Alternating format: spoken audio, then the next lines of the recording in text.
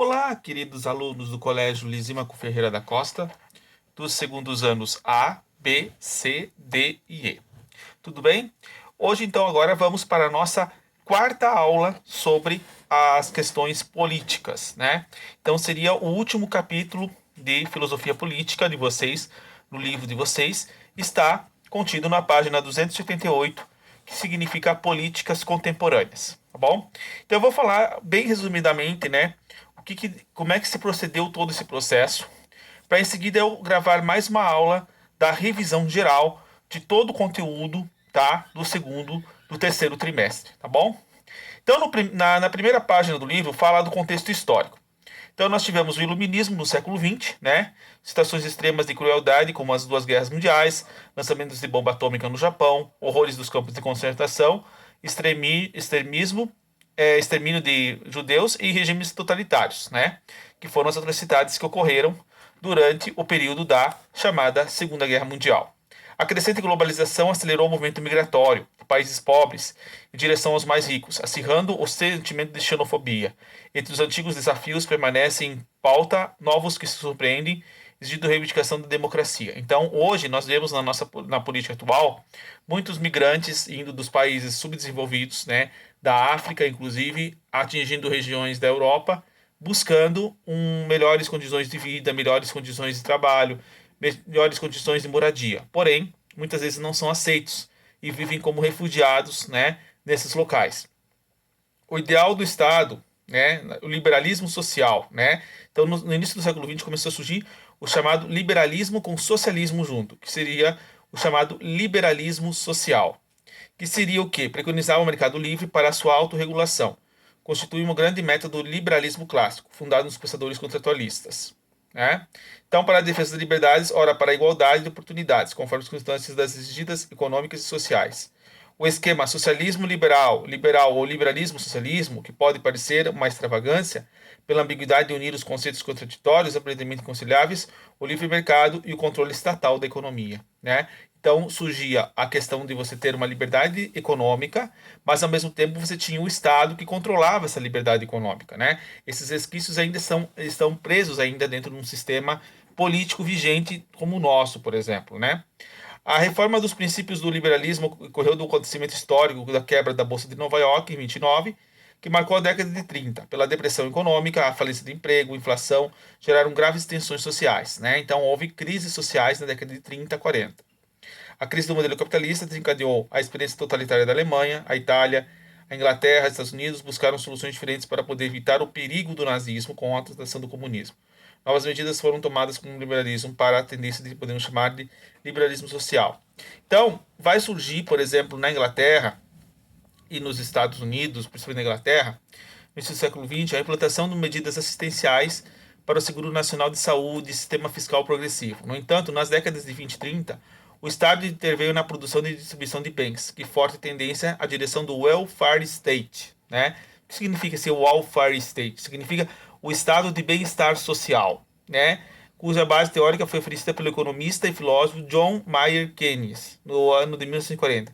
Já se admitia que qualquer cidadão teria direito a emprego seguro, contra a invalidez, doença, proteção na velhice, licença maternidade, né, aposentadoria, o que fez aumentar efetivamente a rede de serviços sociais garantidos pelo Estado. Então, todos esses direitos de previdência social, trabalho, né, questões, digamos, de SUS, isso aqui tudo surgiu nesse período, né, para dar a questão do assistencialismo social proposto pelo Estado. Isso tanto numa questão de liberdade da questão do capitalismo, que a gente vê hoje, por exemplo, como a Bolsa Emergencial que o governo dá, né? O Bolsa Família do governo de esquerda. Então você tem ainda esse socialismo social que o Estado ainda faz pequenos resquícios do que era o chamado Estado de Bem-Estar Social. No governo dos Estados Unidos nós tínhamos o Franklin Roosevelt, né? Que elaborou o plano econômico conhecido como New Deal, que introduziu o direitismo estatal durante a depressão da década de 30. O governo concedeu crédito para empresas, interveio na agricultura, funcionou a construção de grandes obras públicas para amenizar a alta taxa de desemprego, adotou procedimentos assistenciais de atendimento aos trabalhadores. Então, ainda havia, né, de fato, essa situação, né, dentro desse estado econômico. Na Itália, floresceu teorias que visavam desencadear movimentos de cunho popular, e não de resgates de ideais socialistas, embora adaptados ao liberalismo, daí o nome de liberalismo de esquerda. Em vez de simplesmente se operar em um marxismo, extraía dele elementos positivos, repudiando, sobretudo, concepções revolucionárias de Marx. Então, pegava o que era essencial, né, que era o assistenciamento social das questões de esquerda e jogava dentro do conceito de Estado. Né? O liberalismo de esquerda foi responsável pela fundação do efêmero Partido Anzioni, Partido da Ação, em 1942, pelo qual o jurista e filósofo Norberto Bobbio, que conciliou atividades e reflexões políticas. Militante político, participou de polêmicas em jornais e revistas, criticando a injustiça do mundo capitalista, o estado de não liberdade dos países que foi implantado o socialismo real. A era dos direitos, do qual o socialismo, discussão sobre alternativa, Estado governa a sociedade para uma teoria geral da política, liberalismo e democracia. Né? Então, o governo democrático seria, portanto, uma politocracia, múltiplos poderes, isto é, poder irradiar pela sociedade civil, estendida como um conjunto de organizações não estatais. Essas as relações entre indivíduos e grupos. O Estado torna-se, então, ponto de encontro de diversidade e do embate de forças de concretizar o pacto social. Pobre defende a democratização da vida social na sua totalidade, entendendo o mecanismo de discussão e livre adesão de setores do trabalho, educação, lazer e situação doméstica. Né? Então, isso aí se estendeu, de fato, para o mundo inteiro. Né? Aí nós vamos ter um neoliberalismo, né? Que desde a década de 40, alguns teóricos, como o austríaco Friedrich Hayek, defendiam o retorno às medidas do livre mercado. Antiqueneísmo, por excelência, Hayek acusava o Estado previdenciário de ser paternalista, criticando nele a miragem de uma justiça social. Né? Então havia uma crítica extrema dos radicais de direita de que isso, de fato, seria uma questão de justiça social. Para retornar ao ideal do Estado minimalista, o neoliberalismo pretendia restringir a ação do Estado, policiamento, justiça, defesa nacional, que, de acordo com os neoliberais, implicava seu fortalecimento devido à redução de pessoas, de pesados encargos sociais em outros setores. Durante a década de 80, Estados Unidos e Inglaterra, respectivamente, o presidente Ronald Reagan e a presidente-ministra Margaret Thatcher representavam a nova onda neoliberal. No Brasil, o médio período de tendência confirmou a privatização de instituições estatais, o fim das reservas de mercado, procedimentos que pediam a compra de produtos estrangeiros com a intenção de garantir a produção nacional. Porém, entre nós, contraditoriamente, o processo esbarrava em outras medidas de nítida intervenção estatal, como sucessivos planos heterodoxos, controle da economia para conter a inflação. Né? Então, foi o período, né, onde houve grandes privatizações, problemas na inflação econômica, né, situações que ocorreram aí no Brasil como um todo. O governo de Fernando Henrique Cardoso. Né? Os liberais regozijavam com a derrocada do socialismo após a queda do Muro de Berlim, em 1939, e contrapuseram o fracasso da economia planejada do socialismo real e o sucesso da economia de mercado, final, o capitalismo real. É importante reconhecer que os enganos do socialismo real, mas também do fato de que o capitalismo não refere apenas às luzes. O lado sombrio fez parte da expansão, a colonização da América, o imperialismo da África, a implantação de multinacionais dos países que desenvolveram no século XX, o Fundo Monetário Internacional, com países pobres transformando em eternos devedores, laços de dependência econômica sempre resultando de correntes dependências políticas. De fato, indicar os países mais ricos do mundo, não se sequer uma dezena entre nações existentes. Antes se vocês sabem, antes de que eu entrasse o governo Lula, né, nós no Brasil tínhamos uma dívida muito grande com o FMI, né? Nós tínhamos uma dívida externa extrema, né? E quem que pagou essa dívida externa? O próprio governo Luiz Inácio Lula da Silva, né? Então criticado, porém, ele de fato fez uma coisa que eliminou, digamos, o Brasil de dívidas exteriores com os países do estrangeiro, que nós carregávamos há séculos em nossa história, desde a independência, se vocês querem saber, né? Se vocês estudarem história, vocês vão saber justamente sobre isso. Numa sociedade com injúrias, repartições de bens, desigualdades de real, contratos de trabalhos deixaram de ser tão livres quanto a espera de democracias, principalmente quando elevados números de pessoas sofrem o desemprego, o analfabetismo, os baixos salários. As ações financeiras artificiais, porque sem lastro, sem garantia real, criaram castelos de cartas de fácil desmoronar. A crise estapulou nos Estados Unidos, afetando a economia mundial. Governos de diversos países precisavam intervir para nacionalizar bancos, injetar formas de economia.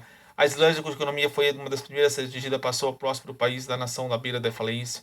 A crise ressoou na China, forçou o governo a investir em fortunas e controlar o desemprego. Medidas de austeridade impostas por diversos países atingidos pela crise colocaram em risco a União Europeia e estabilidade do euro, fazendo com que Portugal, Espanha, Itália e Grécia, especialmente, enfraquecessem dificuldades ampliadas por alto índice de desemprego. Nesse país, os drásticos empobrecimentos encadeou protestos contra as severas medidas econômicas, né? Foi o que aconteceu na crise econômica de 2008, né? Onde você teve crise na Grécia, né? Em Portugal, né? Onde de fato houve uma situação bem complicada. No capital do século XXI, em 2014, o presidente comunista francês Thomas Piketty publicou a obra Capital no século XXI, que gerou grande polêmica devido à constatação de tendências de crescimento de fortuna dos ricos e do aumento da desigualdade, caso não esteja alterada as bases da economia atual. Piketty reconhece a dificuldade de propor soluções para a desigualdade. Uma das hipóteses sugeridas consiste na polêmica de taxação dos mais ricos por meio de impostos progressivos. Ao se referir à pequena fatia de 1% dos mais ricos, o autor esclarece que ela se restringe a proprietários, mas inclui altos executivos que destinam seus elevados salários a aplicações financeiras, valores antes voltados para a produção, o que impacta a indústria e o serviço. É a lógica da perversa da riqueza, produzindo riqueza pela atividade dos rentistas. Então, ele faz uma crítica, né, dos grandes empresários que investem em bolsas de valores, né, que tem paraísos fiscais, que não tem mais tanto a produção, mas o investimento em questões, digamos, ah, em sistemas, né, em bolsas de valores digitais. Então, isso tudo faz com que eles enriqueçam cada vez mais, né? Em vista ao Brasil, o economista francês confirmou sua crença no liberalismo e defendeu uma urgente mudança no rumo do sentido de controle mais democrático do capital. Com procedimentos ainda precisam ser inventados. A situação social, econômica, política indica a necessidade de interação para salvar a democracia, se consideramos a postulado da liberdade e igualdade a ela inerente, né? Então, o Brasil também sofreu grandes consequências, né? Nós tivemos aí a crise de 2013, com as manifestações do transporte público, o que gerou, de fato, depois, né, dessas críticas, o impeachment da presidente Dilma, né, o que gerou novamente essa grande crise, né, levou à prisão do Lula, né, aí houve os escândalos da Lava Jato, houve os escândalos do Temer, né, até que surgiu o Bolsonaro, né, e agora estamos atualmente ainda, né, num sistema de crise financeira, mas juntamente com uma doença que está, de fato, matando a maior parte da população brasileira e do mundo inteiro, né? Sabes que o conceito de crise pressupõe aspectos negativos e positivos. O primeiro diz respeito à sensação de desordem, pela qual somos impelidos para nos evocar uma estrutura aceita até então. Por sua vez, a crise também pode acelerar no nascimento de algo diferente, que se manifesta com aspectos que precisam ser clarificados para a reinvenção de uma nova ordem, né? Precisamos de uma nova civilização, de uma nova maneira de pensar economicamente e politicamente a nossa sociedade, né? Então nós temos aqui, por exemplo, ele vai fazer uma retomada dos ideais que eu já falei aqui, dos contratualistas, dos aristocratas, do Rousseau, né, do Montesquieu, né? A história nos revela que nem sempre isso foi possível, sobretudo em crises que culminaram na instauração de ditaduras, regimes totalitários, no qual o poder executivo se sobrepõe aos demais, né? A necessidade de democratizar a democracia, o que se observa é uma demanda por maior participação popular, né? Então, se hoje precisa-se maior participação popular dentro de um conceito democrático, né? A expressão democracia habitativa, que desde o início tentou conciliar os conceitos conflituosos de democracia e representação, pois se entendemos democracia como governo do povo, a representação consiste na relação de apenas alguns que governam e os critérios que consideram o poder alguns, que nem sempre tem sido o mais democrático, né? O voto censitário, que só se vota podia ser votado os que detinham posse. No mundo ocidental, muito lentamente ampliou-se o acesso ao voto, embora a discussão das mulheres data apenas do século XX, com que esses direitos sejam bem mais recentes para os analfabetos. Então, antigamente, quem realmente tinha o direito de decidir a democracia, como eu falei em aulas anteriores, eram só os que tinham posse, os que tinham riqueza, né? Os que tinham propriedade, né? Essa ampliação da democracia, ela é recente, né? Ela se deu recente para as mulheres, se deu recente para os negros, se deu recente para os estrangeiros, se deu recente para os analfabetos, né? Então, tudo isso foi se ampliando aos poucos, até chegar ao que temos hoje, né? E hoje, de fato, a grande resposta política que nós temos hoje é a comunicação em rede, né? São as chamadas redes sociais, da qual se criou-se uma nova maneira, um novo modelo de se fazer política, né?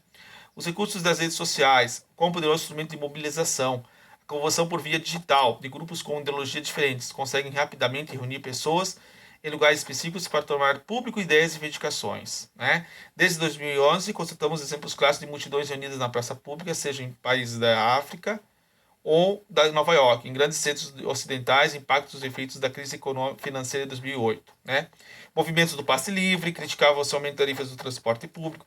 Outros movimentos surgiram demandas específicas. Em 2015, assumiu o caráter mais amplo, abrangendo a luta entre a garantia de direitos sociais, educação, saúde, trabalho, moradia e segurança, além de críticas à corrupção. Né? Então surge um novo modelo, além de você reivindicar na política as questões de educação, saúde e trabalho, né, passa-se também a falar da corrupção. Né? Até mesmo estimular a multiplicidade das manifestações apenas das inúmeras dificuldades que esse desafio representa, já que a massa costuma ser heterogênea e carregar ideologias opostas, expondo ao mesmo espaço muitas vezes de confronto que prejudica os debates de ideias. Né? Teoria e história. Contrapõe-se o dinamismo das redes sociais, sistemas partidários burocráticos, ultrapassados, incapazes de atender as obrigações que pertencia. Né? Então, muitos poderosos que não tinham acesso à internet, acesso às redes sociais, acabaram caindo, né, nas suas propostas, nos seus discursos. Né? Quanto às múltiplas agressões de mídia virtual, alerta a intolerância e a violência. A violência é a negação da política. Né? Muitas críticas ao direito de expressão hoje. Né? As pessoas não têm mais o direito de expressar o que elas querem. Porque se você publica alguma coisa no Facebook, né, alguma crítica que você faz, uma postagem que você faz diferente, você já recebe milhares de críticas, né? Porque você postou aquilo, porque aquilo você não concorda. Pô, a gente tem que saber respeitar a opinião dos outros, né? Independente se você não concorda ou não. O próprio Voltaire, filósofo iluminista, dizia, né? Posso não concordar com o que você me disser, mas defenderei até a morte o direito de poder lhe expressar, de poder expressar a sua opinião. Então vocês têm que pensar que numa democracia, num governo democrático de direito, você tem que ter a liberdade de expressão, independente se eu concordo ou não com você. Né? Você não tem que agredir o outro porque o outro pensa diferente de você. Você tem que saber respeitar, tem que saber dialogar, tem que saber debater sobre essas questões. Né? Então, por exemplo, só a necessidade de reconhecer o fenômeno das redes sociais, contrapondo a lentidão da burocracia, representações partidárias, mas também o risco de disseminar o ódio e o preconceito que é gerado nessas redes. O que impede o diálogo, que diz aqui. E quando se fala em violência, não se diz apenas em predação de patrimônio ou agressão física, mas a violência em palavras, que humilham e desrespeitam o antagonismo. O fenômeno da violência não se limita a discussões políticas na rede ou na rua. Ele se faz sentir na discussão de outros temas, em que prevalece a ausência de civilidade, virtude que não se restringe às boas maneiras, né? Mas somente a ética do respeito e dignidade. As pessoas perderam o direito, perderam a civilidade. Elas estão partindo por uma barbárie de ódio, né? Elas não têm mais o respeito à dignidade do ser humano, né? Elas, de fato, gritam, né? Criticam coisas e não pensam antes de criticar ou de publicar ou de ler ou de reescrever sobre determinadas situações. Por sua vez, a desilusão com a política pode levar à negação da própria cidadania, quando se apela à ordem autoritária, atitude que sinaliza um descaso, um pouco conhecimento dos trágicos períodos de ditadura no Sul-América, Europa, totalitarismo de direita e de esquerda. Né? O que vem então, os cidadãos nas ruas nos tragam consigo memórias, a história do seu país. Né? A crise do neoliberalismo tem ficado relativamente clara. A necessidade de reformulação, de representação política, sobretudo porque a era do capitalismo financeiro fortalece mais ainda a ligação entre dinheiro e poder. Né? Então essa ligação entre o dinheiro e o poder, ela cresce cada vez mais. Né? Isso gera ódio, isso gera preconceito, de certa forma. A crise atual pode explicar a exigência de algumas alternativas de novas estruturas políticas, sociais, econômicas, que permitam a gestão do patrimônio público e privado, de modo a impedir privilégios e oferecer oportunidades de trabalho, acesso aos bens produzidos pela sociedade, de uma maneira mais justa. Né? Então se busca por uma justiça ideal. E a justiça ideal, a democracia ideal, né? A igualdade de direitos entre as pessoas só se dá primeiramente pelo respeito. Né? As pessoas têm que aprender a respeitar primeiramente a liberdade de expressão de cada um. Né? Isso dentro das redes sociais. Se respeitar se a pessoa quer de um determinado partido ou não. Se a pessoa é de direita ou esquerda, tem que saber respeitar. Se a pessoa é de centro, tem que saber respeitar. A pessoa tem que entender, né, que cada um tem um pensamento diferente, uma maneira de organizar diferente a cabeça, né? Tem uma leitura diferente do mundo, Cada um tem uma leitura diferente de mundo, né? Então a gente tem que saber respeitar essa leitura, tem que se fazer uma autocrítica das coisas, né? As pessoas precisam talvez fazer uma autocrítica de si mesmas para se poder, digamos, divulgar aquilo que precisa ser divulgado. Outra questão é o seguinte, né? Uh, vocês têm aquela seguinte frase: mas professor, por que falar de política? Política não se discute. Esse conceito de dizer que política não se discute, isso é uma herança da ditadura militar, porque se dizia que antigamente as pessoas não podiam falar mal do governo, mas isso na época da ditadura.